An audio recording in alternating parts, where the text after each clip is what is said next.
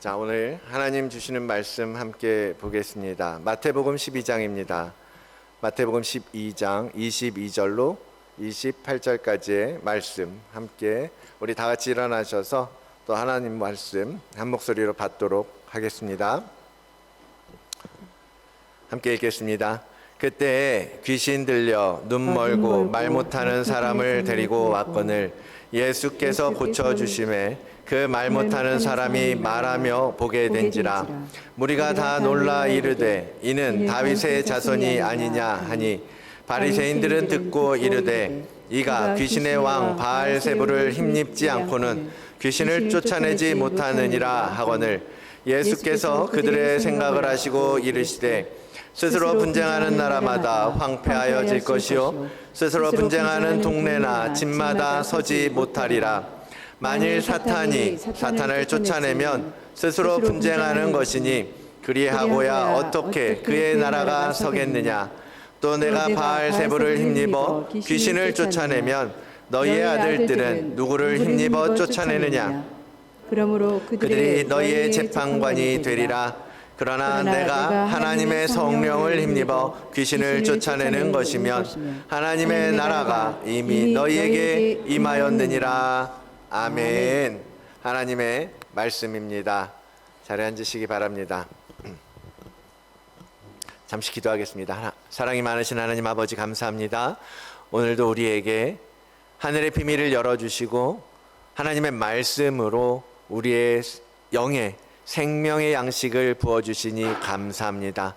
이 양식을 먹고 우리가 이 마음에 새길 때에 이것이 이 말씀이 우리의 삶을 변화시키는 능력이 되게 하시며 예수의 생명으로 변화되어지는 삶이 되도록 은혜 베풀어 주시옵소서. 감사드리며 예수 그리스도의 이름으로 기도드리옵나이다. 아멘.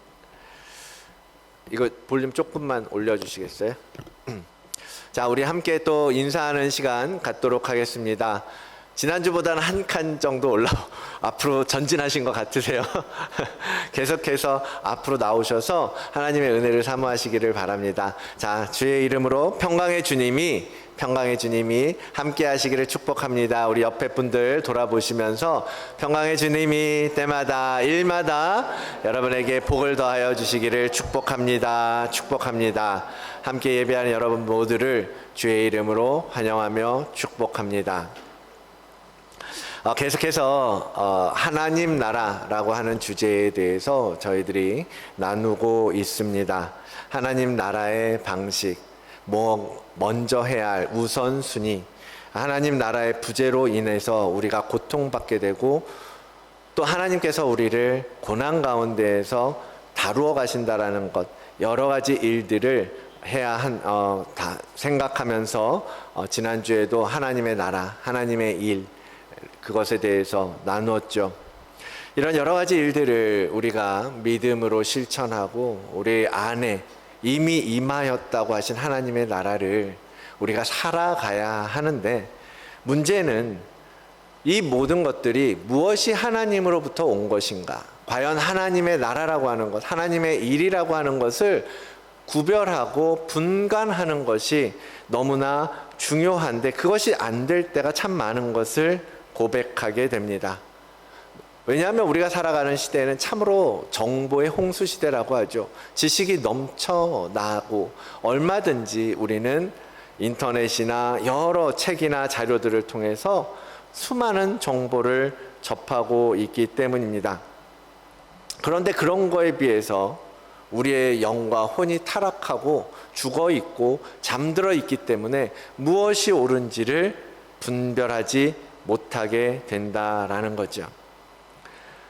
출애굽한 이스라엘의 역사를 보면 주님 없이 분별하지 못했던 그런 사건들도 기록되어 있는 것을 우리는 보게 됩니다.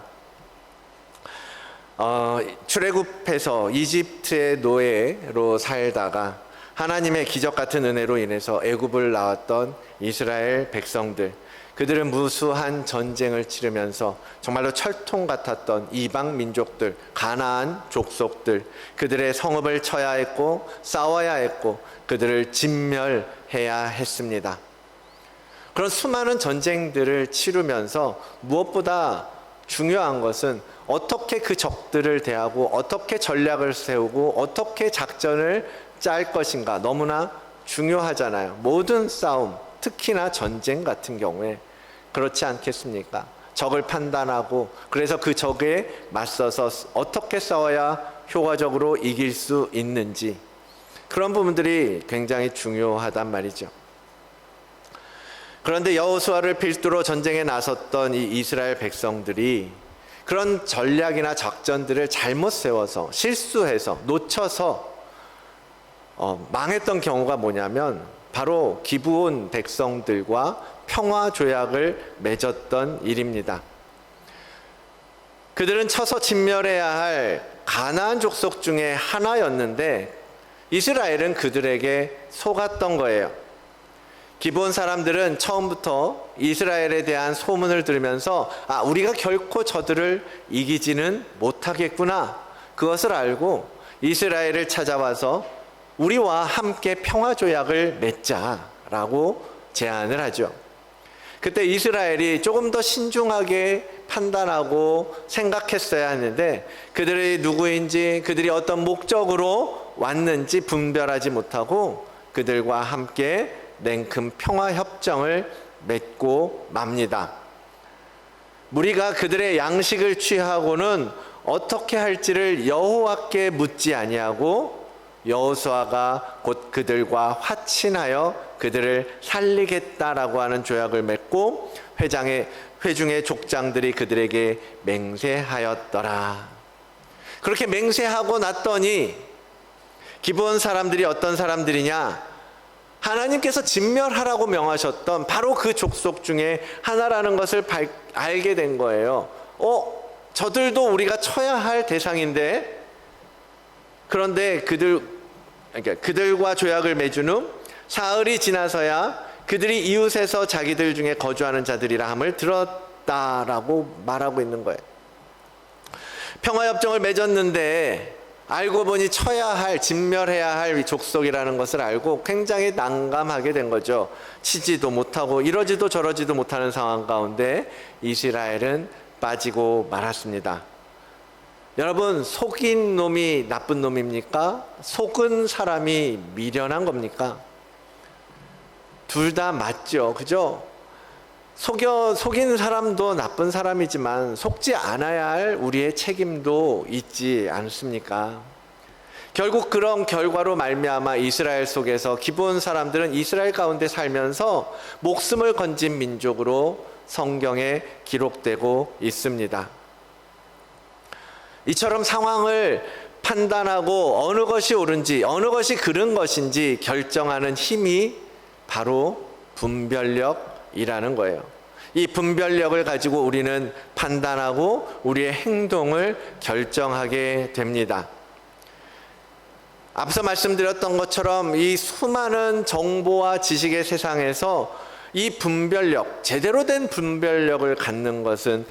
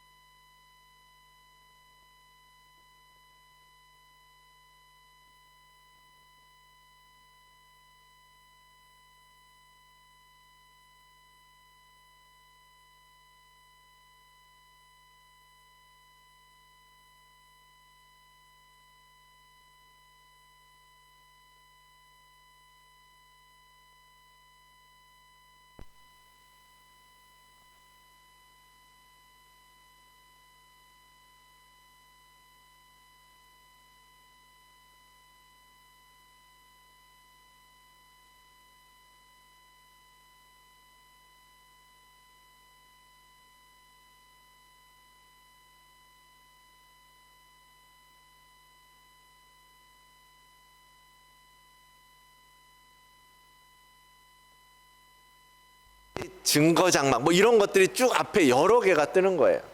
그래서 사람들이 아마도 광고비를 내고 제일 앞에 뜨도록 해놨는 모양이에요. 보다 보면 얼마든지 우리도 그러한 그 이단의 정보에 노출되고 있다라는 것을 한 번 더 생각하게 되더라고요. 그런 글들을요, 우리가 보면 판단하고 분별하지 못하고 보다 보면 어떻게 돼요? 그 거짓된 영에 미혹돼서요, 나도 모르게 혼돈에 빠지게 되는 거예요. 우리가 알고 있던 예수 그리스도, 우리가 믿는 신앙, 우리가 살아오고 있던 우리의 경험과 우리가 만났던 예수 그리스도, 성령 하나님의 역사, 이런 것들이요, 막 머릿속에서 복잡해지고 혼란스럽게 만들게 된다라는 거예요. 사단의 전략이 바로 그런 겁니다. 우리의 마음을 분산시키고 흐트러뜨린다라고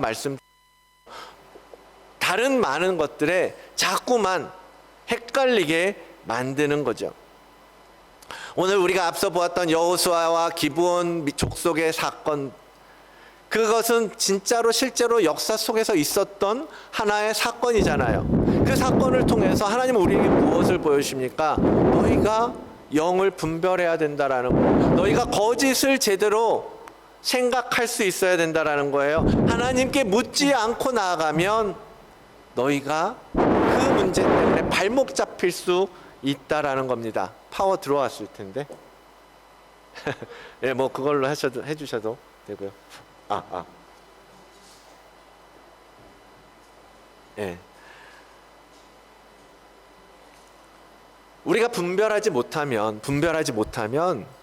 우리도 모르는 사이에 우리의 발목이 그 거짓에 매이게 된다라는 것을 그들의 사건을 통해서 우리에게 교훈하고 계신다라는 겁니다. 그래서 초대교회 교부들 가운데요, 성 안토니우스라는 인물이 있는데, 많은 원로들이 이제 그에게 와서 그러니까 어른인 거죠, 멘토인 거죠, 영적 아비인 거예요. 그러니까 원로들이 와서 묻는 거예요, 물었답니다. 우리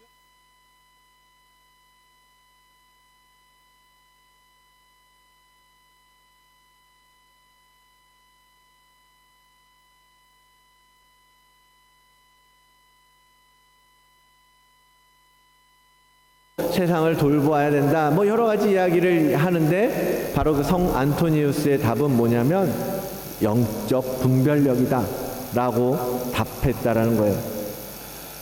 왜냐하면 다른 덕을 다 갖추어져 있다 해도 분별하는 지혜가 없으면 우리는 결코 하나님을 기쁘시게 할 수 없고, 그 악한 유혹에, 사단의 유혹에, 시험에 빠질 수밖에 없기 때문이다 라고 그는 설명을 해 주었습니다.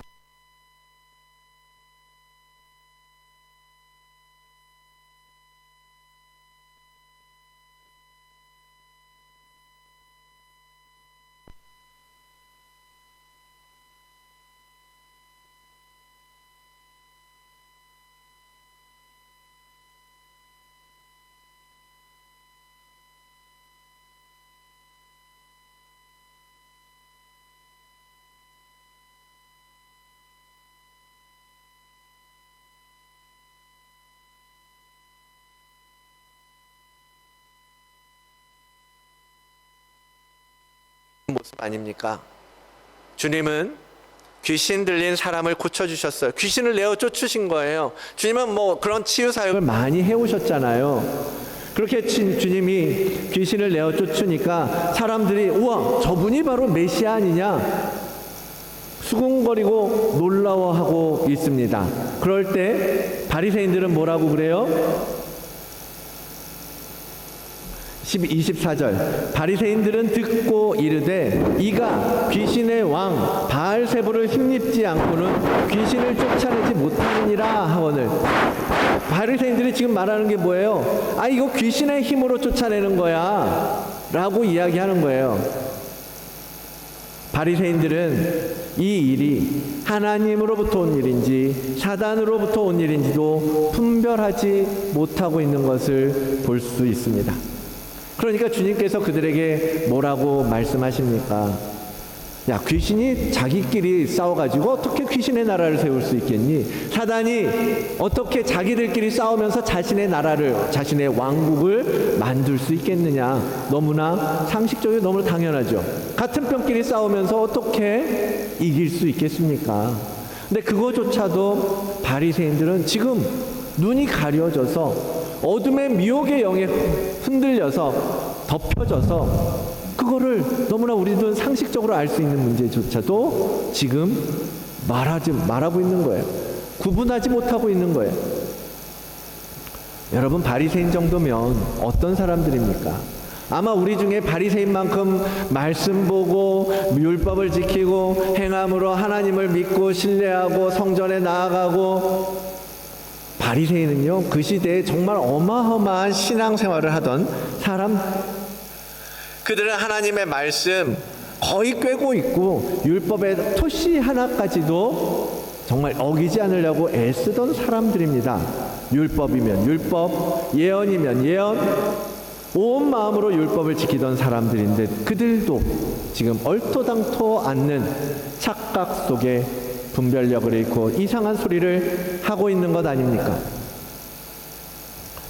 여러분, 마지막 때가 되면 이렇게 영을 미혹하고 혼란케 하는 일들이 점점 많아질 겁니다. 실제로 지금 그렇게 되고 있는 것 여러분 느끼시잖아요. 이제는 도저히 어느 것이 진짜인지, 어느 것이 가짜인지, 어느 것이 옳은지, 어느 것이 맞는 건지 분간하기 어려운 시대 아닙니까? 근데 그게요, 말씀이 이미 경고했던 이야기입니다.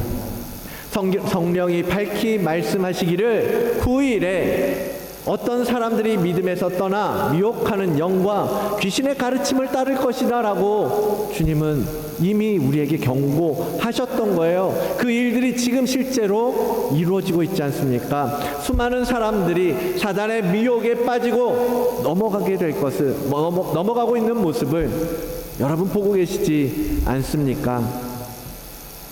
그러니까 뭐라 그래요? 근신하라, 깨어라, 근신하라, 깨어라, 너희 믿음을 굳건하게 해라, 너희 믿음을 단단하게 지켜라 라고 권면하시는 것입니다. 사도 요한도 마찬가지입니다. 같은 권면을 하고 계세요. 요한일서 4장 1절의 말씀입니다. 사랑하는 자들아, 영을 다 믿지 말아라. 오직 영들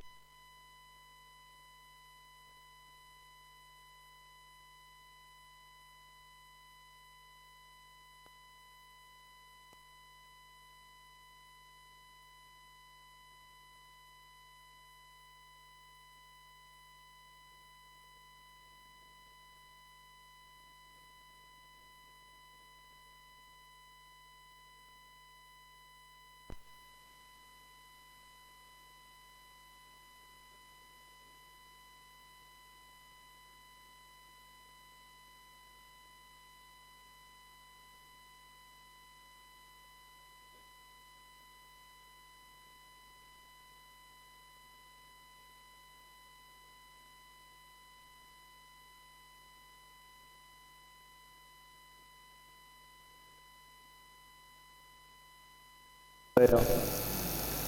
여러분, 분별한다라는 말은 원어적으로 헬라어에서 보면 무슨 뜻이냐면 마치 리트머스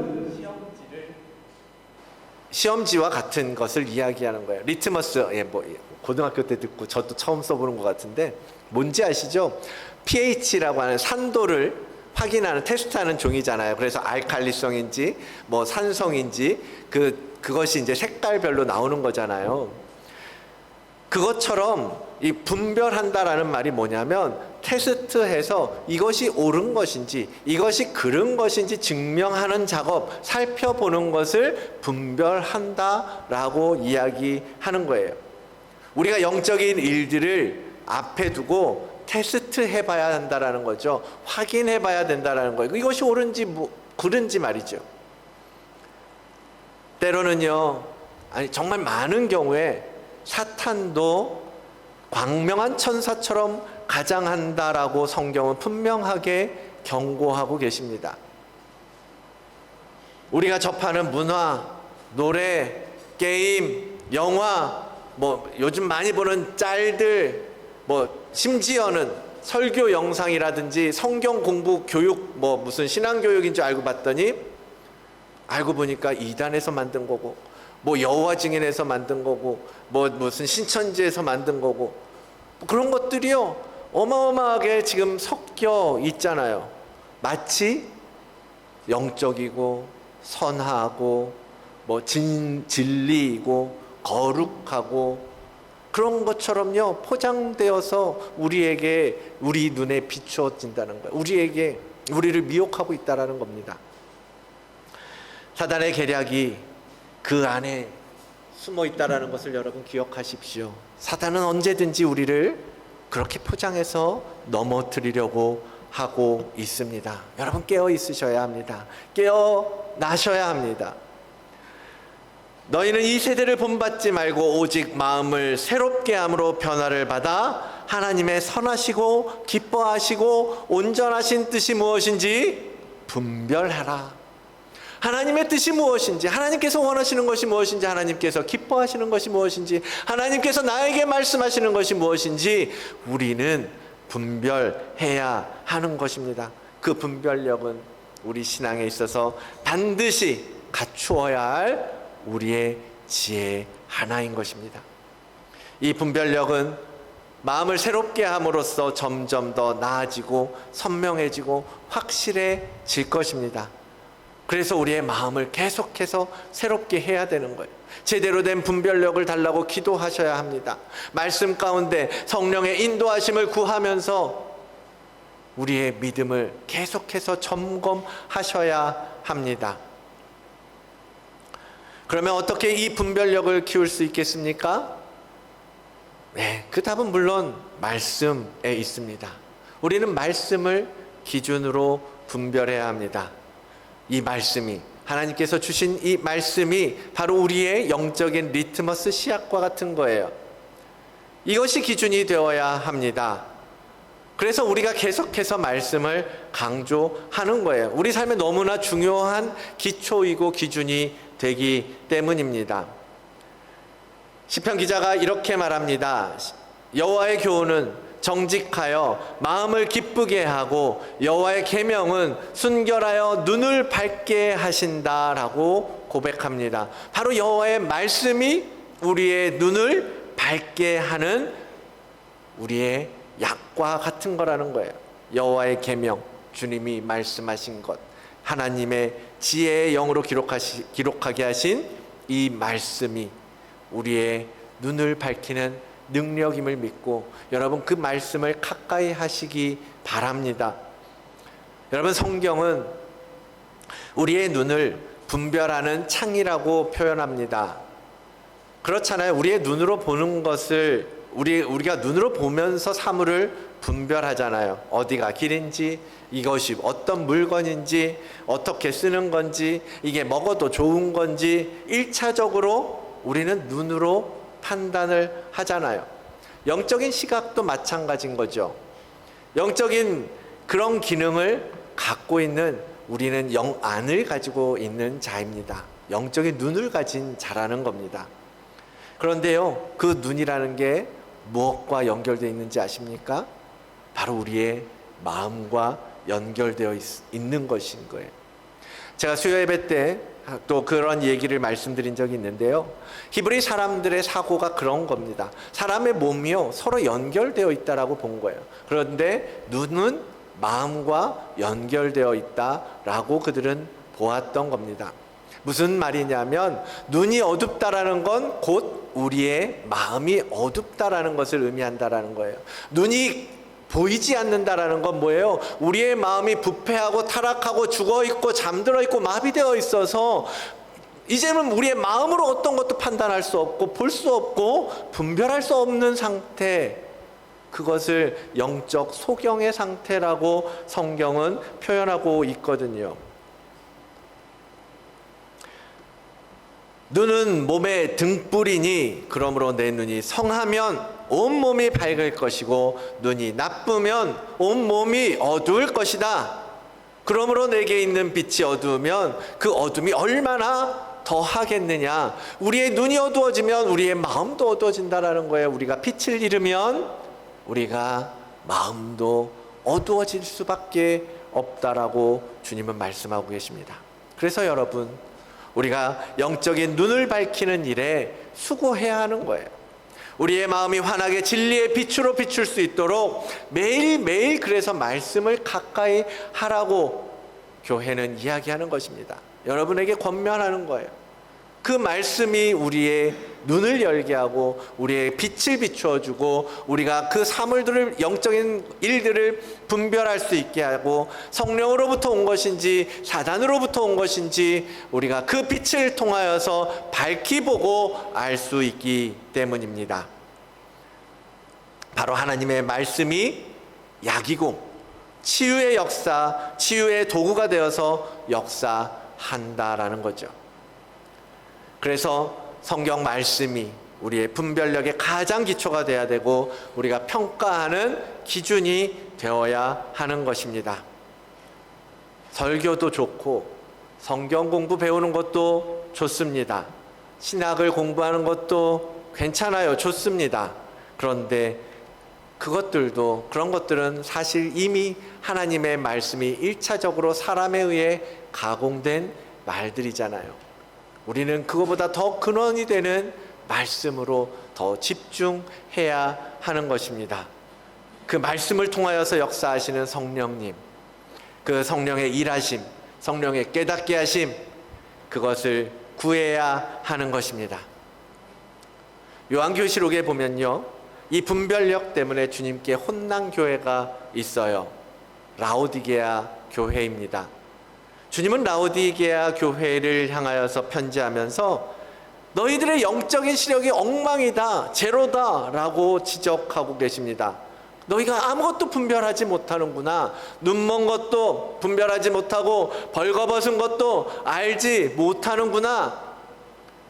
나는 부자라 부요하여 부족한 것이 없다 하나 내 곤고한 것과 가련한 것과 가난한 것과 눈먼 것과 벌거벗은 것을 알지 못하는구나. 너희가 다 잘 알고 있다고 생각하지만 너희가 영적으로 다 부요하다라고 믿고 있지만 사실은 아무것도 보지 못하는 영적인 소경과 같구나. 아무것도 분별하지 못하는 참으로 무지한 자들이구나. 안타까워하고 계시는 거예요. 오늘날 이 시대도 라오디게아 교회와 마찬가지 아닙니까? 많은 믿는 사람들조차도 나는 잘 살고 있다고, 나는 잘 믿고 있다고, 나는 부유하다고 살지만 무엇이 옳은지 하나님의 뜻과 말씀은 없이 사람의 생각으로 내 세상의 가치관으로 우리 마음대로 살아가고 있지는 않습니까?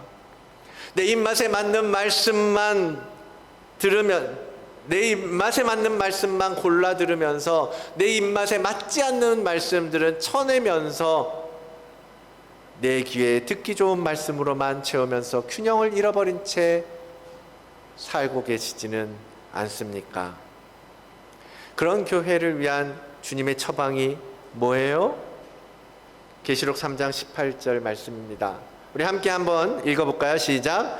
내가 너를 권하노니 내게서 불로 연단한 금을 사서 부요하게 하고 흰옷을 사서 입어 벌거벗은 수치를 보이지 않게 하고 안약을 사서 눈에 발라보게 하라. 아멘. 첫째, 내게서 불로 연단한 금을 사라. 그것으로 부욕해 될 수 있다. 그것은 예수 그리스도가 걸어가신 고난의 길을 상징합니다. 우리는 고난을 통하여서, 시련을 통하여서 더욱 천금과 같이 되어집니다. 그 주님의 십자가를 믿음으로 지고 가라는 거예요. 둘째는 흰옷을 사서 입어라. 여러분, 옷으로 비유되는 상징 많이 이야기 드렸습니다. 흰옷은 정결하고 깨끗한 신부의 옷입니다. 그것은 예수 그리스도의 피로 덮인 옷이에요. 예수 그리스도의 피로 덮인 옷이라고 해서 새빨간 옷이 아닙니다. 오히려 정말 눈 뜨고 바라볼 수 없을 만큼 찬란하고 깨끗한, 이 세상 어디서도 볼 수 없는 새하얀 옷을 의미합니다. 그 예수의 보혈이, 그 새하얀 옷을 만들어 우리에게 입혀주는 겁니다. 우리는 예수의 보혈의 은혜로 살아야 합니다.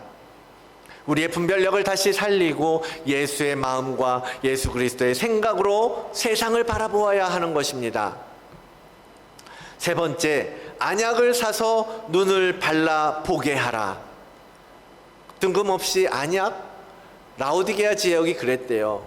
그 의료적으로 굉장히 발달한 지역이었다라고 합니다. 그래서 좋은 안약이 정말 많이 생산되는 지역이었다라는 거죠. 그래서 그 지역의 특산물인 안약을 가지고 비유해서, 야, 너희가 육신에 좋은 안약은 잘 만들고 많이 만들면서 왜 영적인 안약은 바를 생각을 안 하느냐? 왜 영적으로 눈뜰 생각을 안 하느냐? 안약을 넣어서 너희의 영의 눈을 뜨고 영적인 장애를 고치고 회복해야 되지 않겠느냐라는 거죠.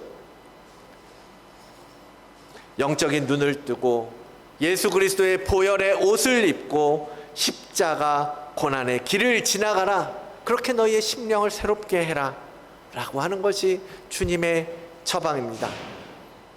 여러분, 다시 한번 그 말씀을 보세요. 이 세 가지 처방에 모두 지금 들어가는 말이 뭡니까? 산다라는 말이에요.